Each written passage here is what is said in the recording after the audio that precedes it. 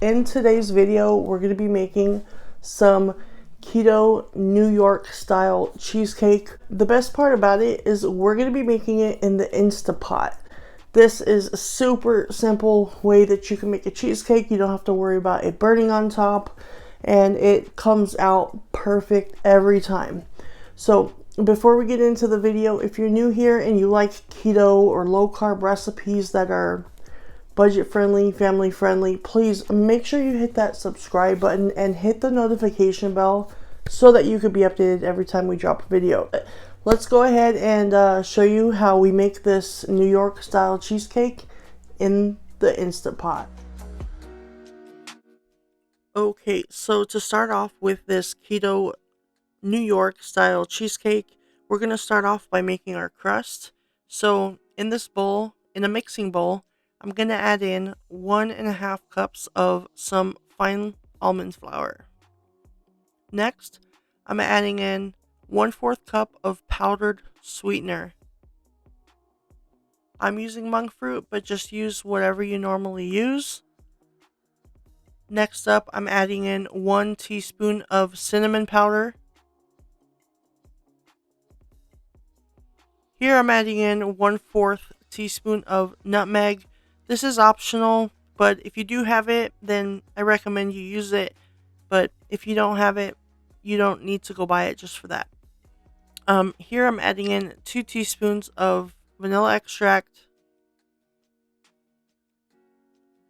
And we're going to add in a pinch of salt.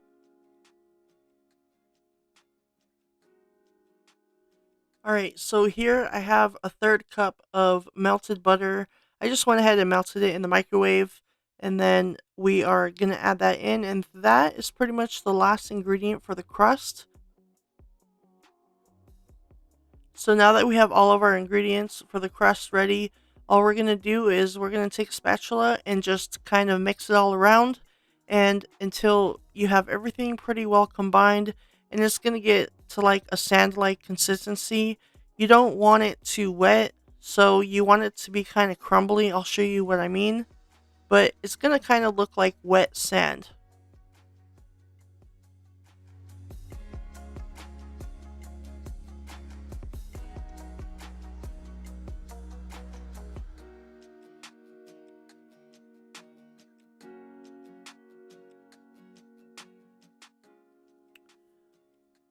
Okay, and once you have that done, then we are going to put our crust into a spring foam pan. I'm using this 9-inch spring foam pan that actually fits into my Instapot.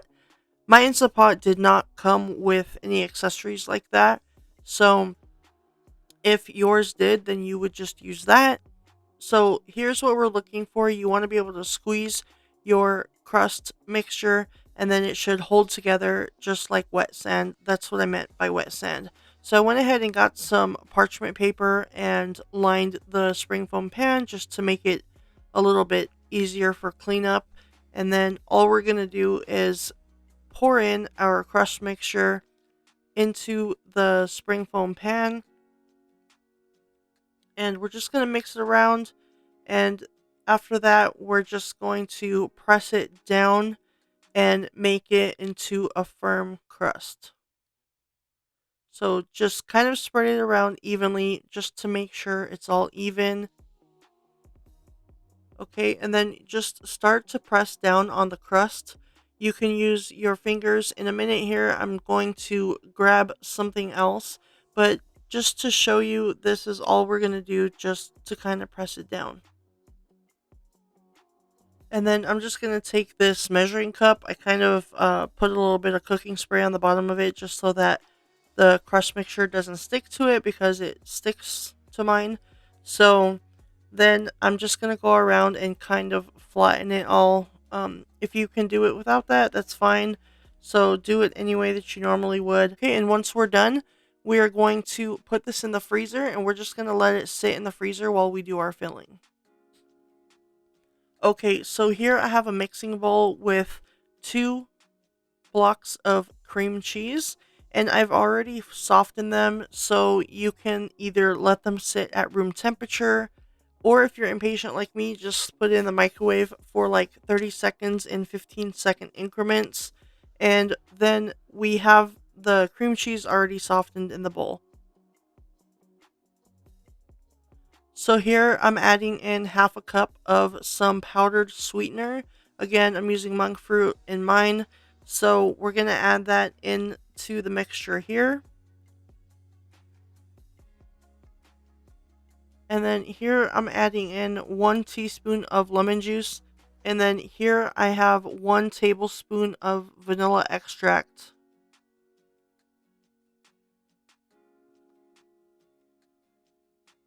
And then just for my personal preference, I like to mix it up before I add in any of the other ingredients, just to get the mixture here in a smooth consistency. So mix it all up, and we're just making sure that there's no lumps or anything in it.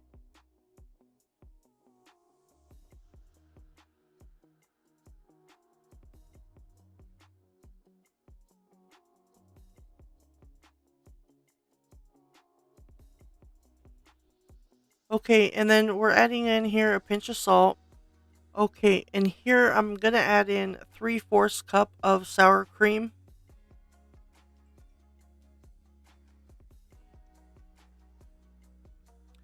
Okay, so now we're adding in 2 large eggs plus 1 egg yolk.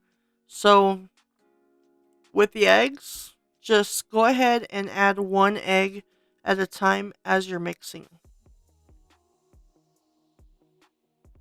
Okay, and then you're gonna get 1/3 cup of butter and you're gonna add it into the mixture, but you're only gonna add in a little bit of butter at a time. So don't just pour it all in, just pour it as you mix little by little.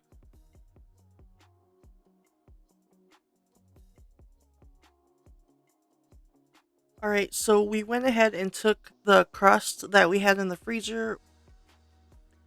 So now we're going to take our filling and we're just going to pour it into the pan on top of the crust. All right, and some Instant Pots come with I know the Instant Pot brand. I don't have that brand. Pressure cooker, so mine doesn't come with the trivet that has the actual handles on it. So if yours also doesn't come with that, then just get some aluminum foil and fold it a couple times, and you're basically creating handles with that. And it is strong enough, don't worry. I do this all the time. And then you're just going to leave the handles up here, just tuck them in a little bit, and then when you take it out, as you can see, it's strong enough to lift the pan out. Okay, so no need to go buy that accessory. You can just use aluminum foil. So put the lid on and put it in the sealed position. Okay, and you're going to put that on high pressure for 30 minutes. And then we'll come back and see what it looks like. Okay, so the cheesecake is done. After it's done, you do want to let it do a natural release for 15 minutes. What that means is just leave it sitting in the Instapot. Don't vent it. Don't put it on the venting position. Just let it naturally release for 15 minutes. After 15 minutes, then you can put it on the vent position and there probably won't be much coming out of it.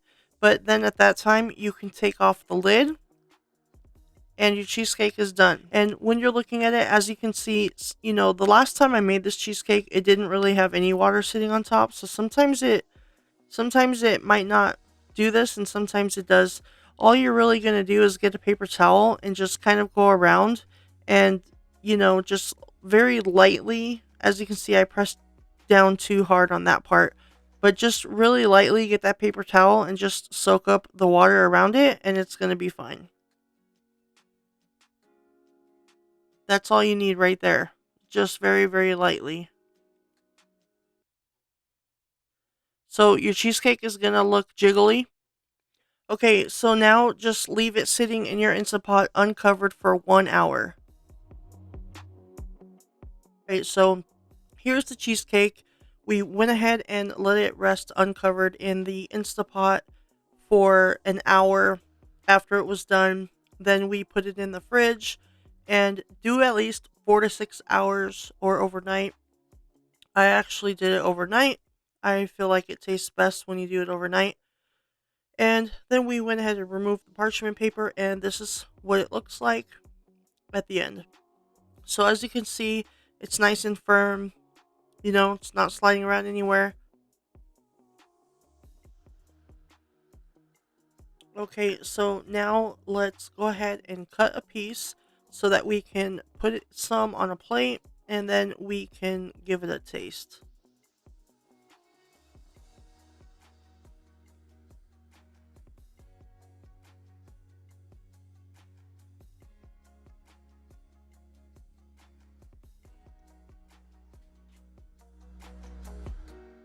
Alright guys, we are back and our cheesecake is done. Let me just try to hold this up for you. Oh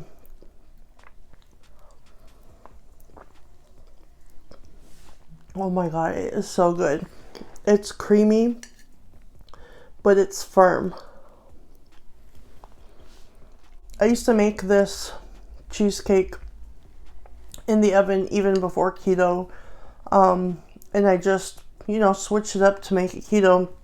But the nice thing about making it in the Instapot is that you don't have to worry about the top burning or the anything like that. So you literally cook this cheesecake in your pressure cooker, and I can tell you, if you do it exactly, it should come out perfect every single time.